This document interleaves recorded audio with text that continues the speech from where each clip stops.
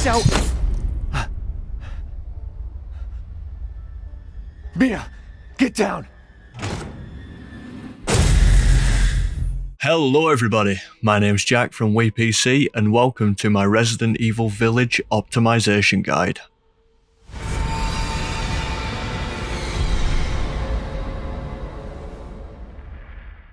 So Resident Evil 8, or Village as I'll refer to it from now on, is a truly beautiful game with some of the best graphics I've seen from a video game in a long time.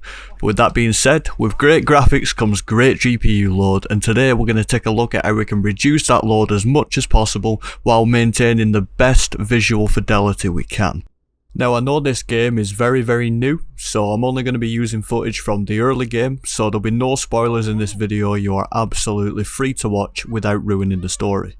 Village has many settings that affect its visual fidelity, but also has many settings that do not or are down to personal preference. We're first going to look at the settings that do make a huge difference, and then we'll get the preferences out of the way towards the end of the video.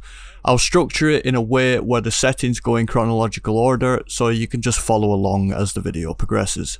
Now you might have noticed that within settings, Village does have an image in the bottom right that shows you the effect visually changing the settings is going to have, and it does have a little bar chart at the bottom that does display the load it's going to have on your system.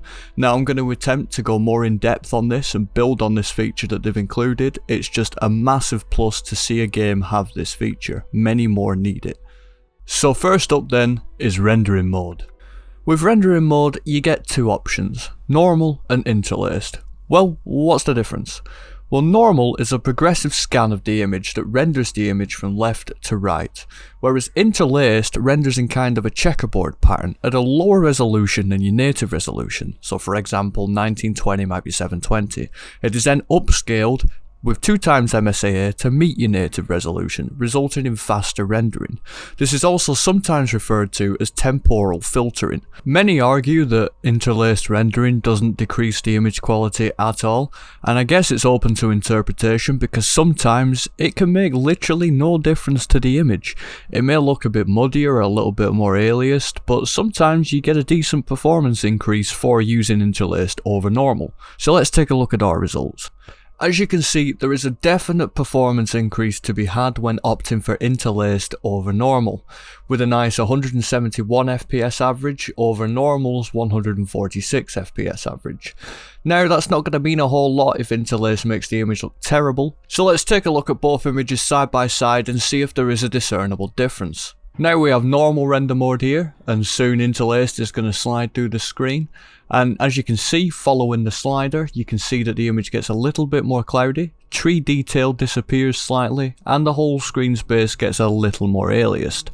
Now, to be honest, for the performance gains that this offers, and the potential to be used at higher resolutions to squeeze out some more valuable FPS, I'm not too mad at the quality difference here. I mean, I'm not going to recommend you put it on interlaced, but it definitely is an option if your GPU isn't up to scratch. So for now, I'm going to say leave it on normal. Next up on our list is image quality. Image quality, or resolution scaling as it's more commonly referred to, all this setting does is take your resolution in game and multiplies it by whatever number is set in the settings. So half resolution would be native with an image quality of 0.5, 1 would be native, and times 2 would be times 2 native, obviously. So instead of going through all of the different divisions, I just opted to a 0.5 jump each time to give me 4 settings to look at. So let's take a look at them right now. Under normal circumstances, I'd tell you to just play at your monitor's native resolution, but I just want to give you the opportunity to show you what resolution scaling does and how it affects performance. So you can see at 0.5, which is half resolution, we've got 183 average FPS, 1 times which is 171 FPS, 1.5 times which is 100 FPS, and 2 times which is 56 FPS. Now you'd think that double would be half the FPS, but for some reason it's more than half, not quite sure why it does that, but I'm going to say keep it on your normal native resolution because there is really no real need to go above your native resolution. You're not really going to see a benefit if you're trying to display 4K on a 1080p monitor, so definitely leave it on native. Next up we have FidelityFX CAS 𝗀𝗍. This is an AMD technology, CAS standing for Contrast Adaptive Sharpening. This helps sharpen an image after anti-aliasing effects such as 𝗙𝗃 is applied to the image. Now, I would definitely say leave this on because you can see off has a slightly blurrier image where on is a little bit sharper. And with it coming in at less than 1 FPS performance hit, it's a no-brainer to leave it on really. So next up then is anti-aliasing. You get two options again with anti-aliasing. You get fast approximate anti-aliasing, which is FXAA, plus 𝗙𝗃, which is temporal anti-aliasing as we mentioned before, or just 𝗙𝗃 on its own. So let's give a breakdown about what these two things do so you can more properly understand what's going on. 𝗙𝗃 reduces temporal aliasing caused by the sampling rate or the number of frames per second of a scene being too low compared to the transformation speed of objects inside the scene. So in English, it tries to do a better job at preventing aliasing on objects moving fast within a scene. FXAA is kind of the performance answer to spatial anti-aliasing. The way FXAA uses lower amounts of processing power is the fact that it smooths pixels as they appear on screen as opposed to analysing the 3D models within the screen. It's often desirable for performance purposes but can leave the image looking slightly muddy or undesirably blurry. Which leads me right into my next point. Using FXAA plus 𝗙𝗃 only equates to about a 1 FPS loss over just using 𝗙𝗃. And to have that extra anti-aliasing can really help, especially if you're playing at lower frame rates. So here we go, as 𝗙𝗃 slides over the screen, you can definitely see that the screen space becomes a little less blurry once FXAA is removed. But overall I'd say it's not too noticeable, but it definitely can result in some aliasing under normal circumstances without FXAA enabled. So I would definitely say for the sake of screen quality and FPS, it's better to leave it on FXAA plus 𝗙𝗃. And next up on the list is variable rate shading. Variable rate shading, or VRS, is a touring feature that increases rendering performance and quality by varying the shading rate for different regions on the frame. So after taking a look at my results, you can see that prioritised performance has the best FPS with 168 average, balanced coming in at second with 167 average, and off coming in last with 164 average. I know it's hard to tell when they're laid out like this, so let's jump into a direct comparison and see how these compare visually. Now, it's going to be hard for you guys to tell on YouTube because of the quality of YouTube, and to be honest, it's pretty hard for me to tell too. Between the images, there's not that much that changes other than the background becomes a little bit clearer when we get down to the off setting. Overall, off seems to be the best quality image, and for only a 4 or 5 FPS sacrifice, I'd definitely say that it's worth it. Balanced is acceptable, I'm okay with balanced, that seems to be a nice middle ground as balanced should be. But if you're struggling and you need an extra couple FPS, put it on balanced, but if not, I'd definitely say leave it at off. Now, on to texture quality. Texture quality in 𝗙𝗪𝗔's case is an easy one to demonstrate, but not so easy to explain. Now, you have settings like any other, low, medium and high, and each setting is accompanied by a number of gigabytes. Now, I'm assuming that number of gigabytes is the amount of VRAM the game is allocating to just textures, with most games having a bank of textures which are different resolutions depending on what setting you set in game. Now, I say it's easy to demonstrate because right here next to me I've got the lowest texture settings and the highest texture settings, and they're both at the exact same FPS. Is it broken? No, it's not. It's because it's dependent on your resolution, and I'm assuming that you're only going to run into issues if you run out of VRAM. Now with a 2080 Super, VRAM wasn't too much of an issue. And at home with my 2080, I always set the texture quality to high 2GB and I've never seen an issue. It looks great, it runs great. So I'm going to say you're going to have to play around with this one a little bit, depending on how much VRAM you have and how powerful of a GPU you have, you're just going to have to play around. But my recommendation is definitely either high 2 or high 4. But obviously knock it down a couple of settings if you have a GPU with a lower amount of VRAM.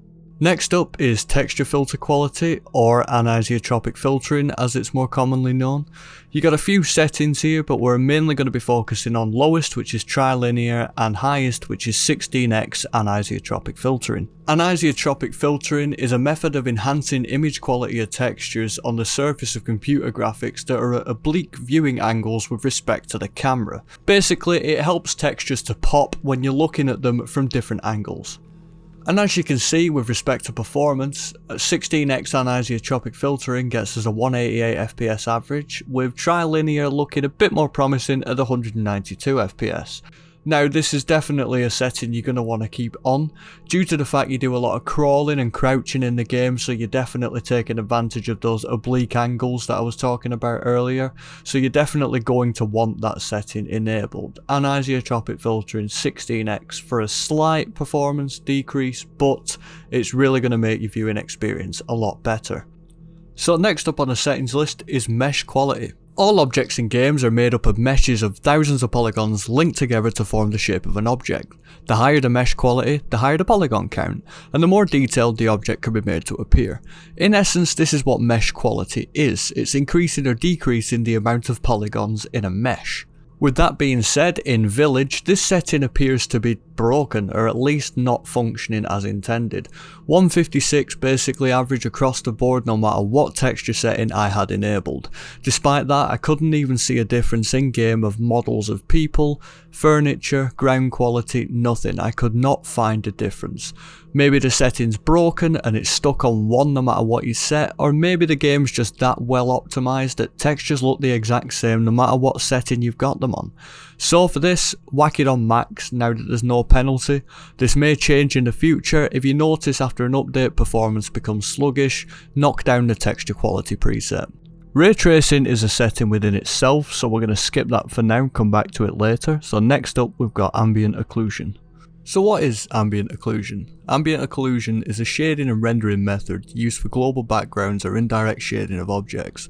This method is used to add more realism to the render because it creates soft global shadows that contribute to the visual separation of objects. So on the left here we've got 𝗀𝗫𝗁. Now this is a new kind of ambient occlusion which stands for Combined Adaptive Compute Ambient Occlusion. It's a FidelityFX effect much like CAS, and it's RDNA's optimized implementation of ambient occlusion that supports DirectX 12 and Vulkan. In the middle we've just got our standard SSAO, which is screen space ambient occlusion, and on the right we have off, which is no ambient occlusion at all. So on the performance side of things, you can see that 𝗀𝗫𝗁 offers an average of 159 FPS, SSAO an average of 161 FPS, and off averaging 164 FPS. So visually then, as we move from 𝗀𝗫𝗁 to SSAO, you can see that the beams on the right hand side become a lot less defined.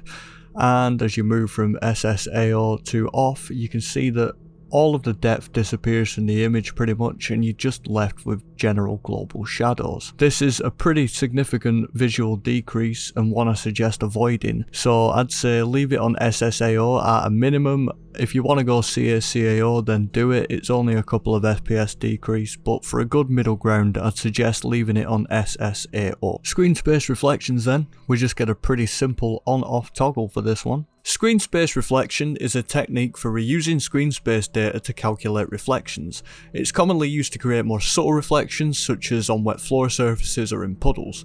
Screen space reflection is an expensive technique, but when used properly it can give great results. So I'm sure you've already gathered that the screen on the left is showing screen space reflections on, and you can see the reflection of the yellow crate in the water.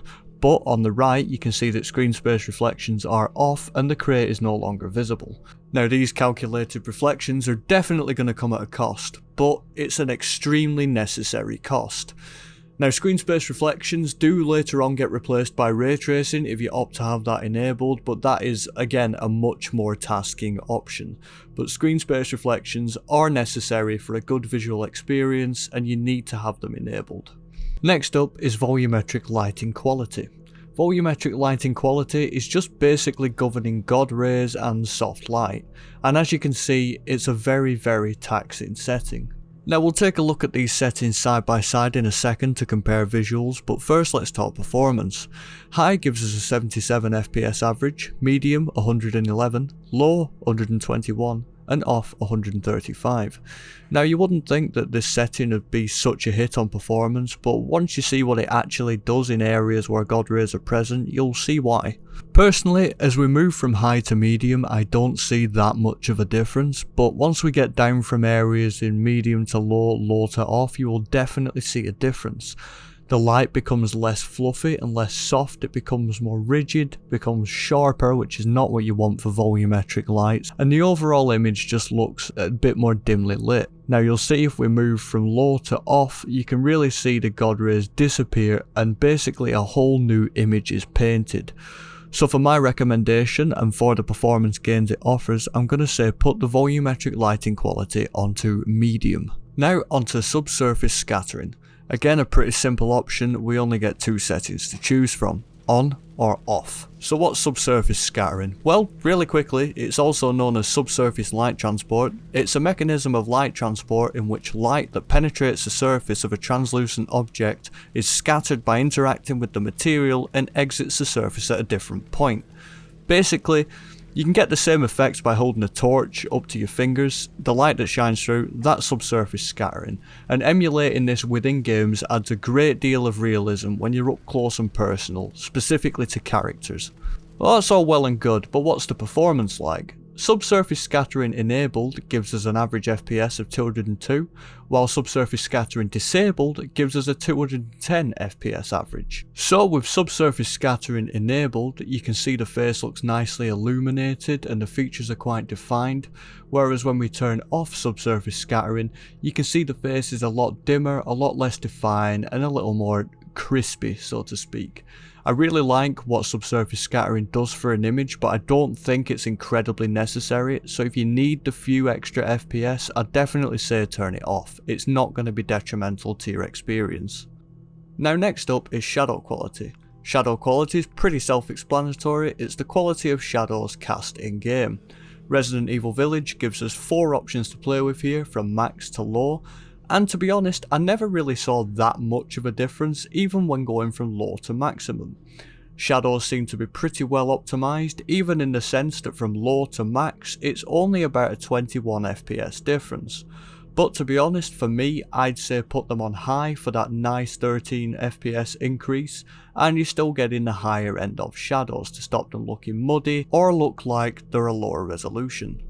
Next up is contact shadows. Now contact shadows are shadows obviously cast by objects in the room that aren't part of the global shadow map.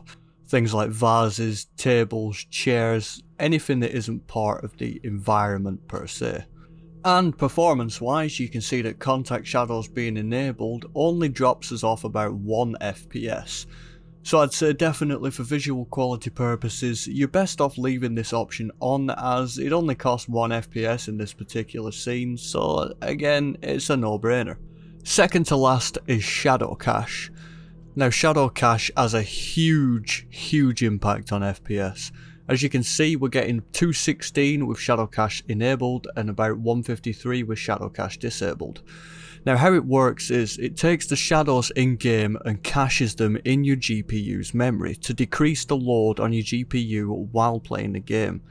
Now this only works if you have a lot of video memory available. If you have a low amount of VRAM, it's not going to be able to cache properly, it's going to be dumping, and then you're going to get stuttering in-game. But as you can see, with it enabled and with a sufficient amount of VRAM, it makes a huge difference, over 60 FPS with a 2080 Super. Now it does say within the settings that enabling shadow cache uses about half a gig of VRAM, but I'm going to say play it safe and have at least a gigabyte available for the shadow caching to work properly. Definitely enable this setting. So last but not least, we have ray tracing. So what exactly is ray tracing? Ray tracing, in really simple terms, provides realistic lighting by simulating the physical behaviour of light.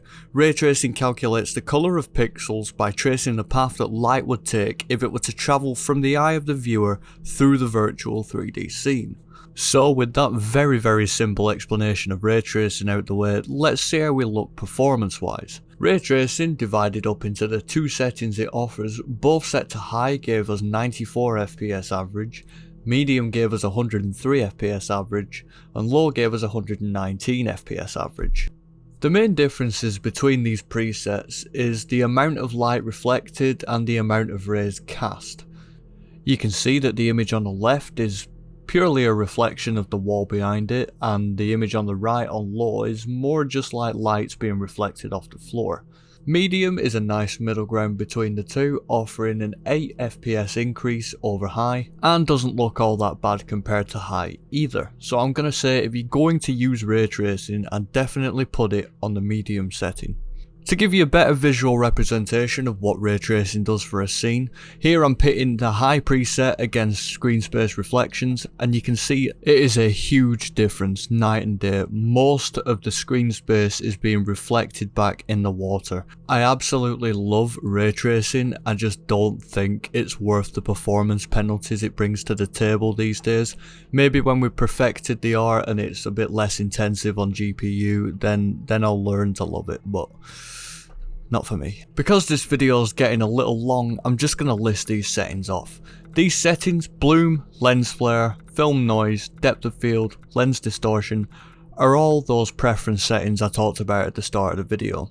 You can enable these and disable these to taste, and as far as I tested, they do not affect FPS. If so, only marginally. I'm talking like 1 or 2 FPS. Right, well, I guess that's it.